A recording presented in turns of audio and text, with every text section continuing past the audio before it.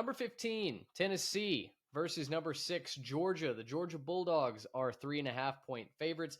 This is the prime time 2:30 p.m. game on ABC. And looking into this game, these contests typically feel like Georgia has had the Vols number over these last several years. They've won 8 straight over Tennessee. But there are folks up on Rocky Top that think that this could be the year that Tennessee pulls it off. Not only do they have Georgia at home, but their offense certainly looks like the more known commodity at this point. Georgia's passing offense specifically has not exactly lit the world on fire against Marshall or Austin P last week. And while the running game, I think, has taken strides and given at least me some hope that it's going to be better this year, Tennessee's offense looks like it's on rocket fuel. The win over Syracuse was absolutely fantastic. Aguilar looked good again in their tune-up game this past week. And I think that Tennessee carries about as much momentum into this game offensively as you possibly can. But the issue for the Volunteers is that they're down their top 2 cornerbacks. Jamon McCoy is still out with an ACL tear. He hasn't played at all this season. They lost their second cornerback to an apparent arm injury. So the Vols could have a potentially thinner secondary, especially out on the islands. Maybe that's the opening that Gunnar Stockton needs to throw the ball effectively down the field. We talked about in the preseason, Georgia's finally got all this speed, all of these athletes out wide. Maybe they're going to be able to catch the ball. All of that's great, but if your quarterback isn't on his P's and Q's, that could get kind of bumpy real early in the SEC as conference play opens up. Yeah, you're talking about Gunner being able to open up the passing game as if somehow, the backups or something like that at Tennessee are going to be, substantially worse than maybe Marshall or Austin P. So I'm not necessarily going to give them too much credit there because, yeah, Georgia just has not been able to figure out how to throw the ball. And that's what they're going to need to do if they're going to be more balanced on offense, right? They need to throw the ball. They can run the ball, and I'm glad to see Georgia getting back to that, right? It was almost concerning last year that they couldn't run the football. It's not something we're used to seeing out of a Georgia football team. And so being able to run a lot better, definitely something that's good. But yeah, Gunnar Stockton needs to figure out how to throw this ball down the field more effectively, more consistently. That's just going to have to be what it is. I think the running game in this is going to be huge for both sides. Both teams, I looked this one up, both teams giving up 2.1 per carry against them, and both of them also averaging over 5. Georgia averaging 5.1, Tennessee 5.7 per carry. So the running game is going to be important. You're going to have to be able to see like where the rubber meets the road. Like this is all going to mesh, and then eventually, good on good, something's got to give, right? So, which team can most effectively win both sides of the running game, both stopping the other team and continuing on? I think opens up things. If you had to tell me, well, one side's going to have to overcome that, I obviously believe in Tennessee more than I do in Georgia right now, because I do think that Tennessee has the more proven commodity at passer. I mean, Aguilar's been pretty good. They've shot out of the cannon. And so if you're just telling me that's the situation, then great. If the defenses are going to win on the ground, then it's probably going to be Tennessee through the air that figures it out. But right now, my big concern is that Tennessee has not done near a good as job at keeping people out of the end zone.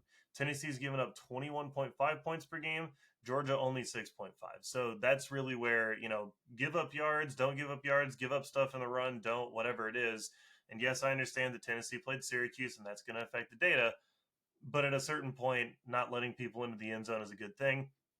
I think it's a tough spot for Georgia on Rocky Top. I do kind of hesitantly trust the defense to limit Tennessee.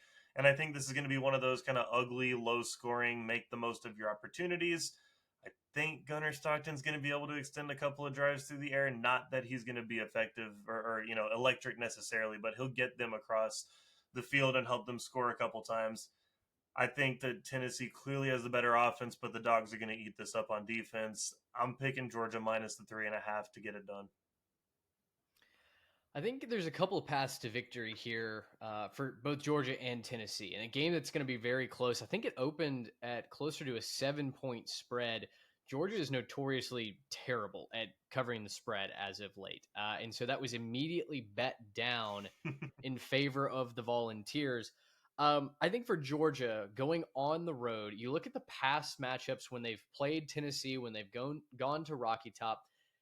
last year they weren't able to run the ball hardly at all. I mean, that was a storyline all throughout the season, as you mentioned, but it didn't matter because Tennessee's offense was so lethargic against big time opponents.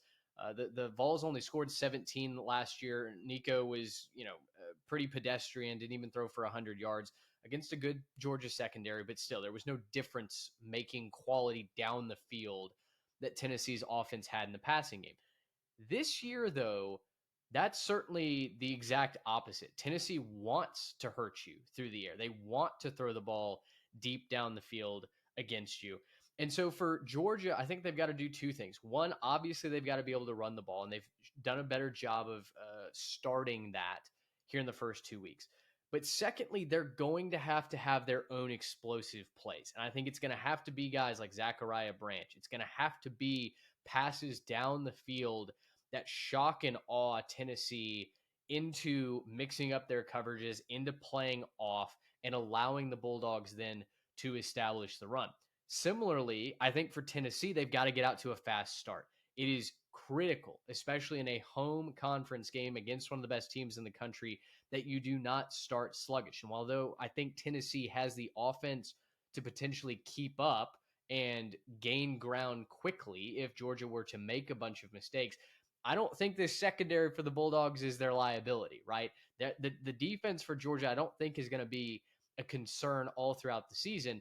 And so Tennessee's got to get off to a strong start, and they've got to be able to run the football as well. Star Thomas has done a tremendous job of that through these first two games. I expect the Vols to really put an emphasis on establishing the run early and trying to make Georgia play their type of game. Now, you're on the Dogs, -3.5. I'm going to go with Georgia as well, but I'm going to caveat it with this. I think Georgia is probably the more complete team, but I do think perhaps they have the biggest crack because if Tennessee's pass rush can get Gunnar Stockton out of sorts and make this offense one-dimensional, that is exactly how Tennessee wants to win this. They want the Bulldogs to have to run the football. They want the Bulldogs to not be able to mix their looks and use that speed down the field, and then they want to throw it over the top, get that quick passing game going, etc. I'm going to take the Dogs, but I'm almost rooting for Tennessee to prove me wrong because in the preseason, I was kind of down on the Vols. I was thinking more of a 8-4 season was in store. If they can prove me wrong today, like they did against Syracuse, I think stock up on the Volunteers. I think Tennessee could be one of the most dangerous teams, not only in the SEC, but in the entire country as well. Yeah, it's a big moment for Tennessee. It's a big moment for them to prove not just that, okay, well, our success last season was a fluke, or, hey, we just got lucky and Syracuse maybe wasn't all that good or something like that, right? It's a good chance for them to show that they can hang with the biggest teams. And, Georgia has been a little more susceptible, right? We talked about it Yeah. so far, but yeah, Gunnar Stockton's not exactly a light you up, defeat you by himself, me against the world type of quarterback. So, when I think about, Tennessee's opportunity to come out here and show some people like, hey, I know that the offseason news about us was about our quarterback who went and headed west. We don't miss him, right? We are happy with our guy. We are happy with Aguilar, and we are running the offense that we've always thought that we could. I mean, this is a big moment for them to show people that they are one of the big teams, not just in the SEC, but in the country. And I think a win here for Tennessee would do a lot there. I have a really hard time thinking that Georgia's defense is going to cave into that. Georgia's been playing a much more aggressive style of defense, and I feel like they've got their edge back a little bit, where they're hitting a little bit harder, getting a little bit meaner. They're not messing up so many things. I'm liking what I'm seeing out of the Georgia defense. Obviously early, right? And like Marshall and Austin P, not exactly going to freak you out too much on the offensive side if you're a Georgia Bulldog, but I do think that this has been a different style and a different attitude on that Georgia defense. And I think that they're going to take that with them on the road, right? There's a couple things that travel with you, and it's, running game and defense. Well, the good news is that's basically all that Georgia does. They run the ball and play defense. And so, yeah, like if Tennessee can get after them with the pass rush, that's going to be a problem. But I still think Georgia can find a way to just kind of out physical and still big boy this matchup.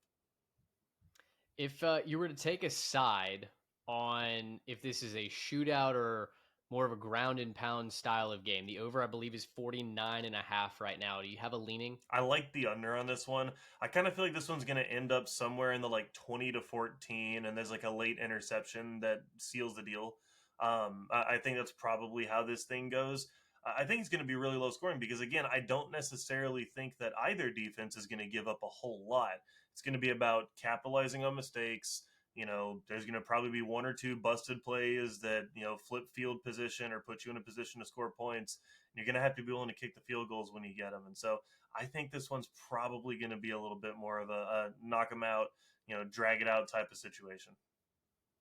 Yeah, I think I'm on the under Mm-hmm. as well, but just barely. I think, I don't know, 24-21 style of Sure. game, we could certainly be in store for. Even last year's game, a 31-17 affair would have hit your under there as well. So I think I like the Right. 49, under the 49.5 total as well. Let us know where you fall on this game at 3TechPod. Right in 3TechPod at gmail.com.